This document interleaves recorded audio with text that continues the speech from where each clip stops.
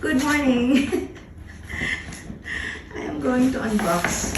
Ayun, nakita niyo yung sneak peek na. The gifts I had last Christmas. Talagang talagang my friends really know me. At alam nila super na rin yung ginagawa ko. Kaya, let's see. Ano ba itong mga to? Actually, I put it all together. Kasi almost the same sila. Let's see. One. Ta-da! It's a huge planner. Okay? This is for my husband. So, ang ganda. Kasi it has like, 2025 talaga. No? So, let's see. Open na rin natin. Why I'm doing this now? Kasi today is, this is like the official week of resuming my business. Kasi diba long holidays tayo. So, ngayon, talagang karirinan natin. So, yeah. Look. Nice. Oh. Nice. So, marami-rami tayo. Traditional talaga ang gagawin natin. Uy! At may mapa siya. Okay, so I would know where are the countries that I had reached, that my ads or my posts had reached already. Ayos to Okay. Saan ba tayo? Ayun, Philippines. Ayun ang UAE. Yeah. So that is one. Kalagyan natin yun dyan. Next. Another planner. And it comes with pen also.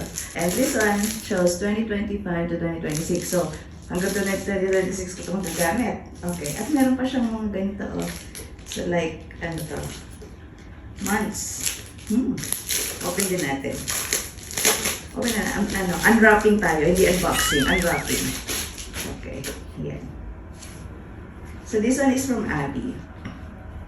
Thanks, Abby. This is nice. Oh, look. So, may ganun talaga siya. I remember when I was working, when I was still in the corporate world, every year I used to receive like a number of planners, and most of them are personalized with my names on it. Nakakamiss din, no? Like, I had my name there, nakatatak talaga siya, Jed Lopez, ganyan. So, yeah. This is nice. Thanks, Abby. And it comes with the pen. Bongga ang pen. Pang yata to, pang sign yata to ng cheque. Charot. Okay, hindi ko nabuksan ang pen. And one more is, ta-dan! This is from my Maharlikots friends. Ang bongga, sinusyalan ng mga babaita. Ta-dan! It's a Starbucks planner. So, ay, nice. Ang ganda. Pero this one, kailangan pang parang ilagay. So, madali naman siguro itong ilagay, no? So, ayan.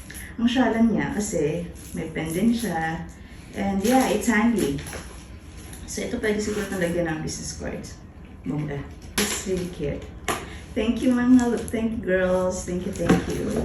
And yes, and last but not the least, this is also from Abby. So, nakalagay siya dyan, work less, pray more. This is a book, a small book.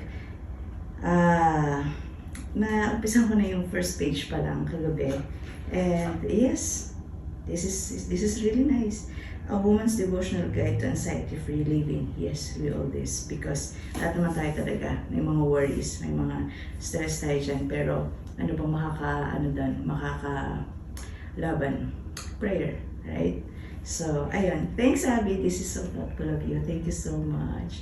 So, ang target natin this year, less stress, less worry, more blessings. Claim it. Claim natin yan. Have a great week. Have a great work week. Ulit. Have a great weekday, Wednesday, people. Maraming salamat. See you all. Bye!